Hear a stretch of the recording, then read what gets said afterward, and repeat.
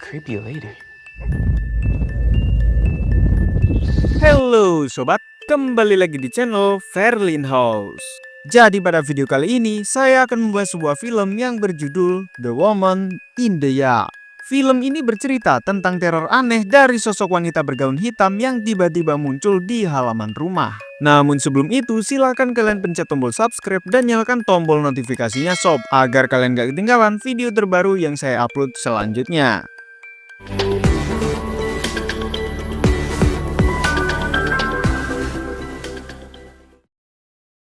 Film ini diawali dengan diperlihatkannya seorang wanita bernama Mona yang terlihat bersedih saat melihat video kebersamaannya dengan suaminya. Di mana suami Mona yang bernama David ini diceritakan tewas mengenaskan dalam sebuah kecelakaan.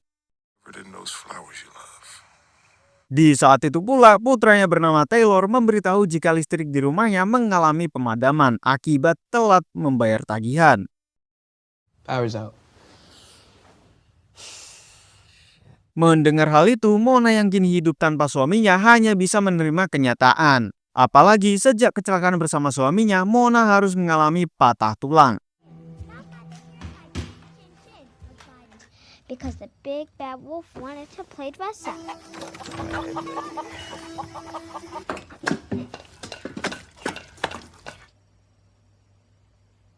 Sesaat kemudian, Mona pun memarahi Taylor untuk lebih memperhatikan adiknya. Namun di saat itu pula, Taylor pun kerepotan karena sejak ibunya mengalami patah tulang, ia harus menyiapkan segala sesuatu sendirian. Namun sesaat kemudian, Mona yang melihat kursi makan yang kosong kembali teringat kepada suaminya.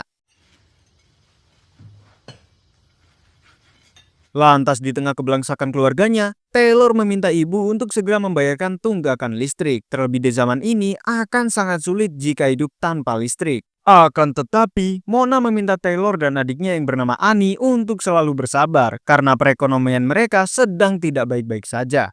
Hingga di tengah-tengah obrolan, sontak mereka merasa jijik saat melihat hewan peliharaannya malah muntah-muntah di dalam rumah. Charlie. Gross. Would you all feed him? Di tengah kekesalan, Mona yang patah tulang meminta Taylor untuk mengikat hewan peliharaannya di kandangnya. Sesaat kemudian, kesedihan Mona semakin terasa saat ia kembali menemukan surat kematian suaminya. Di tengah kesedihan, tiba-tiba Taylor memberitahu jika di luar ia melihat sosok wanita aneh dengan pakaian serba hitam berdiri di tengah-tengah halaman. Dan benar saja, terlihat sosok wanita misterius berdiri nggak jelas dan tidak bergerak sama sekali di tengah-tengah halaman. She's probably just... Charlie, stop! Di tengah rasa ngeri, Mona berusaha memberanikan diri untuk menghampiri wanita tersebut. Charlie, enough! Hingga di tengah keheranan, Mona langsung menanyakan maksud dari wanita misterius ini. Lantas wanita itu berkata jika kedatangannya hanya untuk menjawab doa dari rasa depresi yang Mona rasakan selama ini. Gimana menurutnya, saat ini adalah waktu yang tepat untuk mewujudkan apa yang Mona inginkan. Sontak Mona merasa ngeri saat wanita ini menjulurkan tangannya yang berlumuran darah.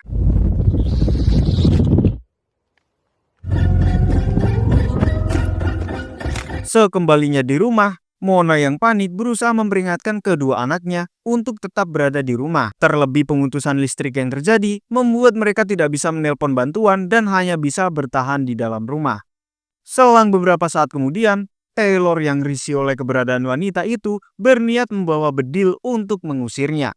Tapi di saat itu pula, Mona yang tak ingin hal buruk terjadi meminta Taylor untuk jangan sok jago. Setelah Mona membersihkan pecahan beling, Annie berkata jika si wanita misterius itu terlihat semakin mendekat ke rumahnya.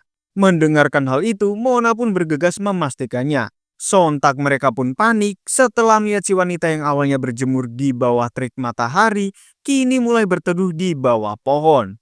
Hingga di sore hari, dengan kemampuan pengendali bayangannya, sosok tersebut berhasil menggembeskan ban mobil milik Mona. Sementara di rumah, sambil menunggu Annie belajar, Mona terlihat mengecek jahitan di kakinya. Entah apa yang sebenarnya terjadi, tiba-tiba saja Mona mengalami halusinasi. Hingga di tengah kebingungan, Mona yang khawatir kepada hewan peliharaannya bergegas keluar untuk membawanya masuk. Sesaat sebelum keluar, Mona yang merasa ngeri dengan sosok tersebut memutuskan untuk pergi melalui pintu belakang. Dirasa sesuatu telah terjadi, Mona yang panik berusaha menarik rantai hewan peliharaannya.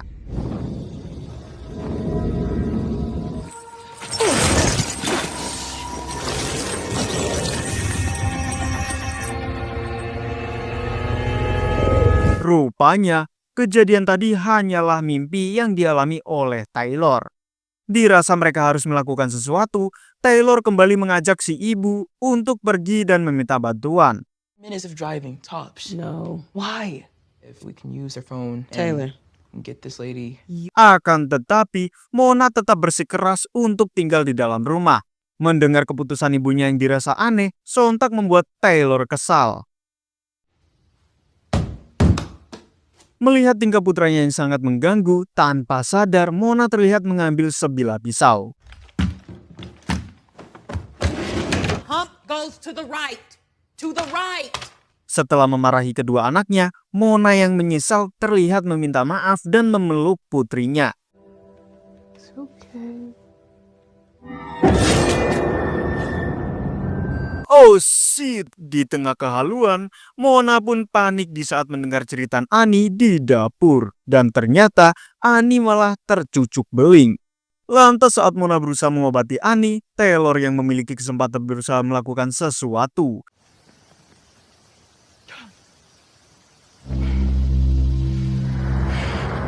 Sesampainya di garasi, Taylor berusaha menggunakan mobil untuk membawa keluarganya kabur. Sontak Taylor pun panik saat melihat wanita misterius itu tiba-tiba menghilang. Di tengah-tengah kepanikan, Taylor kembali merasakan trauma saat melihat mobil yang menyebabkan ayahnya meninggal. Lalu tiba-tiba, hampir saja salah sasaran. Lantas Mona yang kesal bergegas mengajak Taylor kembali ke rumah. Crazy person pills, you know. Di saat itu pula, si wanita misterius itu masih memperhatikan gerak-gerik keluarga si Mona.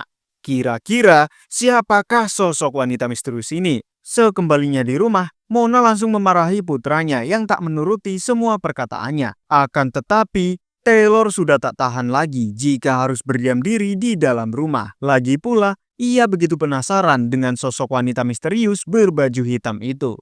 Di tengah-tengah perdebatan, Taylor yang muak bergegas pergi ke ruangan si ayah untuk mengambil senapan dan mengusir wanita misterius itu. Setelah mengunci ibunya, Taylor meminta Annie untuk menunggu. Sementara itu, ia akan keluar dan mengusir si wanita misterius itu. Sambil menodongkan senapan, Taylor mengancam wanita misterius itu untuk segera pergi dari wilayah rumahnya. Lady, I am not playing with you. Oh shit! Sontak Taylor pun panik saat sosok di balik kain hitam ini ternyata memiliki kekuatan magic pengendali bayangan. Lantas si wanita yang mengaku sebagai penyihir ini mengungkapkan jika selama ini si ibunya telah menutupi sebuah fakta yang mengerikan dari kematian si ayah. Setelah mendengarkan apa yang si penyihir ungkapkan, Taylor meminta si ibu untuk menceritakan apa yang sebenarnya terjadi kepada si ayah. Hingga di tengah-tengah penyesalan, Mona pun akhirnya mengungkapkan segalanya. Ketika ia dan David sedang makan di restoran, di mana pada malam itu, Mona merupakan istri dengan standar tok-tok, tiba-tiba mengungkapkan semua unek-uneknya kepada si David. Dan tak cuma membahas gaji David yang dirasa kurang, Mona pun menyayangkan keputusan David yang mengajak keluarganya tinggal di kampung. Terlebih setelah pindah ke rumah baru yang terpencil, Mona merasa terkekang dan tidak bisa menikmati hidup. Mendengar hal itu, David yang tidak ingin cekcok di tempat umum mengajak istrinya untuk pulang terlebih dahulu. Di tengah-tengah kekesalan, Mona yang kesal langsung pergi sambil membawa kunci mobil. Oh shit! Akibat kekesalannya, Mona dengan sengaja menabrakkan mobilnya agar bisa modar bersama. Tak cuman itu, dengan keegoisannya, Mona tak memperdulikan nyawa yang ada di dalam mobil yang ia tabrak. Namun dari kejadian itu, takdir hanya membuat suaminya saja yang meninggoy, sementara Mona hanya mengalami patah tulang saja. Setelah mendengarkan cerita dari ibunya, seketika membuat Taylor syok parah. Sementara di luar, dengan kekuatan mengendali bayangannya, si penyihir berniat melakukan sesuatu. Di saat itu pula, mereka pun melihat kengerian yang dilakukan oleh si penyihir hitam. Di tengah kengerian yang terjadi, Mona mengajak kedua anaknya untuk berlindung di loteng.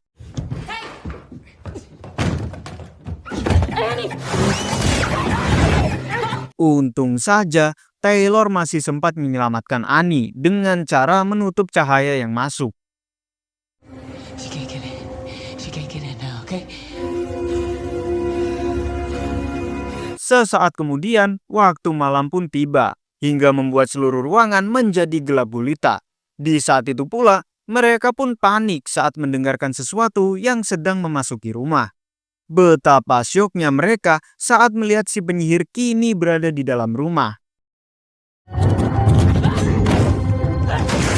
Di tengah kengerian yang terjadi, Annie dan Taylor terlihat tidak bisa bergerak saat melihat si penyihir kegelapan datang mendekat.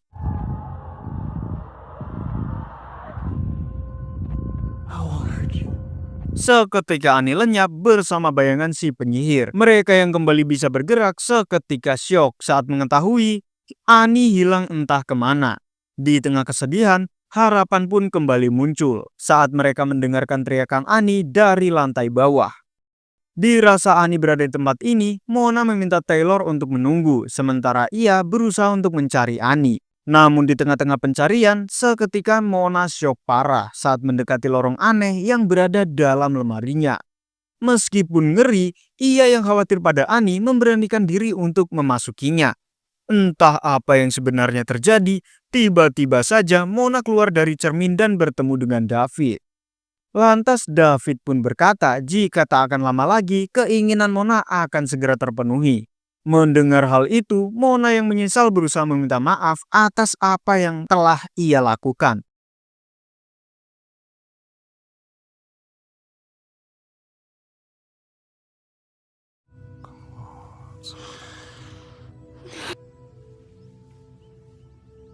Sontak Mona pun kaget saat menyadari jika dirinya berada di dunia terbalik seperti di dunia cermin. Lalu tiba-tiba, di tengah keanehan yang terjadi, Mona pun panik saat kini dirinya berada di dalam sudut pandang si penyihir. Di mana kali ini, Mona yang melihat Annie ketakutan berusaha untuk menenangkannya. I come to take you home. It wouldn't hurt you. Akhirnya, Mona yang terbebas dari pengaruh si penyihir berhasil menyelamatkan Annie dari dalam dunia cermin. Hingga pada saat Taylor datang, Mona yang merasakan keberadaan penyihir langsung meminta Taylor untuk membawa Annie pergi. Saat si penyihir datang, Mona memintanya untuk pergi dan jangan pernah ganggu keluarganya lagi.